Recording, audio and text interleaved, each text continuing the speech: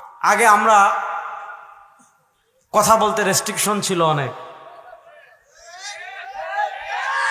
যে এই কথা বলা যাবে, ওই কথা বলা যাবে না, এই ওয়াজ করা যাবে, ওই ওয়াজ করা যাবে না। তারা কিন্তু পলাইছে। দেখেন, আমরা ক্ষমতা ছাড়া 17 বছর থেকে আছি, আর তারা ক্ষমতা ছাড়া 2 ঘন্টাও থাকতে পারে নাই। হ্যাঁ, পলাইছে, আর আসতে পারবে না ইনশাআল্লাহ। যারা দাঁড়ানো আছেন বসে যান। পরিবর্তিত বাংলাদেশে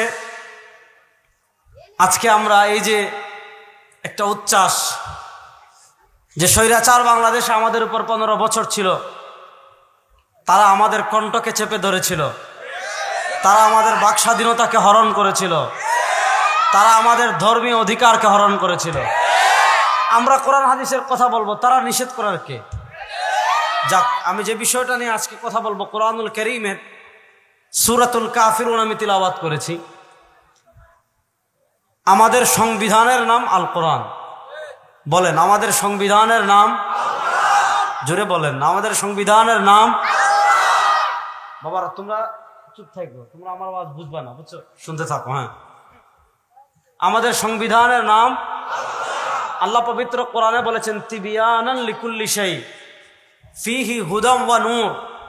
দেখুন, এখন রাত হয়ে গিয়েছে, আপনি এখানে পেশাব চরমনায় আসবেন, আপনি যেন তাকে দেখতে পারেন, তিনি যেন আপনাদেরকে দেখতে পারেন।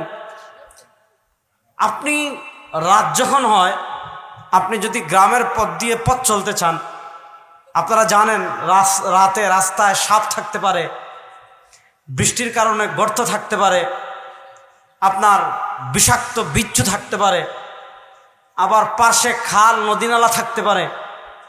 রাতে যদি আপনি বাতি ছাড়া ঘুরেন, রাতে পথ চলতে আপনার সাথে যদি বাতি না থাকে, আপনার অ্যাক্সিডেন্ট হওয়ার সম্ভাবনা প্রবল। এবার রাতে আপনি পথ চলবেন কেমনে? রাতে আপনার পথ চলার পদ্ধতি কি? আপনি মোবাইলের টর্চ বাতি জ্বালান, আপনি কারেন্টের চার্জের লাইট রাখেন, আপনি বিদ্যুতের বাতির ব্যবস্থা করেন। কেন? বিদ্যুতের বাতির মাধ্যমে রাতের অন্ধকার দূর হয়ে যায়, মোবাইলের টর্চ লাইটের মাধ্যমে রাতের অন্ধকার দূর হয়ে যায়। আপনি সামনে সাপ দেখতে পারেন, আপনি সামনে বিচ্ছু দেখতে পারেন, সামনে ব্রিজ থাকলে দেখতে পারেন, কারেন্টের খাম্বা থাকলে দেখতে পারেন, পাশে খাল থাকলে দেখতে পারেন, নদী থাকলে দেখতে পারেন। এক কথায় সমূহ বিপদ থেকে বেঁচে আপনি নিরাপদে বাড়িতে পৌঁছাতে পারেন। এবার বুঝেন, আপনি দুনিয়ার অন্ধকার দূর করলে বাতির প্রয়োজন হয়। দুনিয়াতে আপনি যখন পথ চলেন, নবী করিম সাল্লাল্লাহু আলাইহি ওয়াসাল্লাম হযরত হাফসা রাদিয়াল্লাহু তাআলা আনহাকে নিয়ে একদিন রাতে পথ চলছেন, সাহাবাদের কাছে আসছে লম্বা ঘটনা।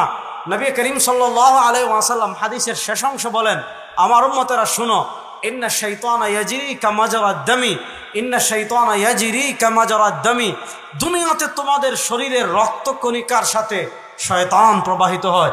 শয়তান আপনাকে জাহান্নামের দিকে পথ দেখায়, শয়তান আপনাকে অন্ধকার জাহান্নামের পথ দেখায়, শয়তান আপনার সামন অন্ধকার করে রাখে, শয়তান আপনার পিছন অন্ধকার করে রাখে, শয়তান আপনার ডান অন্ধকার করে রাখে, শয়তান আপনার বাম অন্ধকার করে রাখে। এবার দুনিয়ার অন্ধকার আপনি লাইট জ্বালিয়ে দূর করতে পারেন, মোবাইলের টর্চ লাইট জ্বালিয়ে দূর করতে পারেন, বিদ্যুৎ দিয়ে দূর করতে পারেন, জেনারেটরের আলোর মাধ্যমে দূর করতে পারেন। আপনি আপনার যদি গাড়ি হয়, গাড়ির হেডলাইট জ্বালিয়ে দূর করতে পারেন। শয়তানের অন্ধকার আপনি কিছুই দিয়ে দূর করতে পারবেন না। প্রশ্ন হলো, শয়তানের অন্ধকার দূর করে জান্নাতের পথে আপনি কোন আলো দিয়ে চলবেন? আল্লাহ বলেন, আমি তোমাদেরকে দিয়েছি কোরআন, ফিহি হুদাম ওয়া নূর। এই কোরআন হলো বাতি, এই কোরআন হলো আলো। এই কোরআনের আলো দিয়ে যারা পথ চলবে, কোরআনের টর্চ লাইট জ্বালিয়ে তারা যাদের জীবন চালাবে, ওই কোরআনের আলো তাদেরকে জান্নাতে নিয়ে যাবে। কোরআনের আলো আমাদেরকে নিয়ে যাবে কোথায়? এবার মনোযোগ দিয়ে হাদিস শুনেন। আল্লাহ রাব্বুল ইজ্জত ওয়াল জালাল আমাদেরকে কোরআন দিয়েছেন, এই কোরআন আমাদেরকে আলো দিবে, এই কোরআন আমাদেরকে পথ দেখাবে, এই কোরআন আমাদেরকে তাগুত থেকে বাঁচাবে, এই কোরআন আমাদেরকে গায়রুল্লাহ থেকে বাঁচাবে, এই কোরআন আমাদেরকে অমুসলিমদের, কোরআন আমাদেরকে জুলুম থেকে বাঁচাবে, কোরআন আমাদেরকে অন্ধকার থেকে বাঁচাবে, কোরআন আমাদেরকে শয়তান থেকে বাঁচাবে, কোরআন আমাদেরকে জাহান্নাম থেকে বাঁচাবে। এবার বলেন, কোরআনের আলোয় আলোকিত হওয়ার প্রয়োজন আছে না নাই? আরে ভাইরা জোরে বলেন না।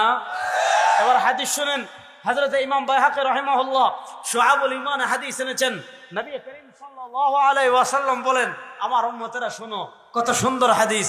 সায়াতি আলান নাসি জামানুন লাম ইয়াবকা মিনাল ইসলাম ইল্লা ইসমুহু ওয়া লাম ইয়াবকা মিনাল কুরআন ইল্লা রাসমুহু মাসাজিদুহুম আমিরা ওয়া হিয়া খারাবুন আনিল হুদা মাসাজিদুহুম আমিরা ওয়া হিয়া খারাবুন আনিল হুদা।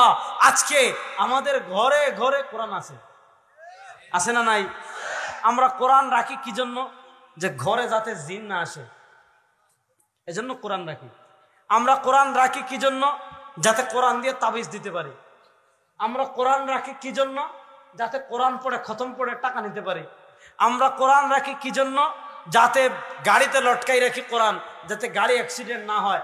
বাচ্চা দেখেন, আপনি কোরআন দিয়ে ঝাড়ফুঁক করতে পারেন, এটা জায়েজ। কোরআনের আয়াত লিখে তাবিজ দিতে পারেন, এটা জায়েজ।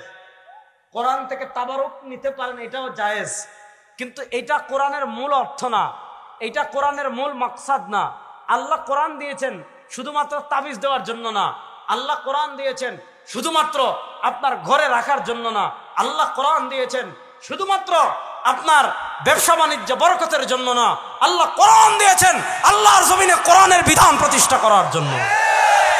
আল্লাহ কোরআন দিয়েছেন আপনার রাষ্ট্র কোরআন দিয়ে পরিচালনা করার জন্য। আল্লাহ কোরআন দিয়েছেন আপনার সমাজ কোরআন দিয়ে পরিচালনা করার জন্য। আল্লাহ কোরআন দিয়েছেন আপনার সংবিধান কোরআনের আলোকে সাজার জন্য। আল্লাহ কোরআন দিয়েছেন আপনার রাজনীতি কোরআনের আলোকে করার জন্য।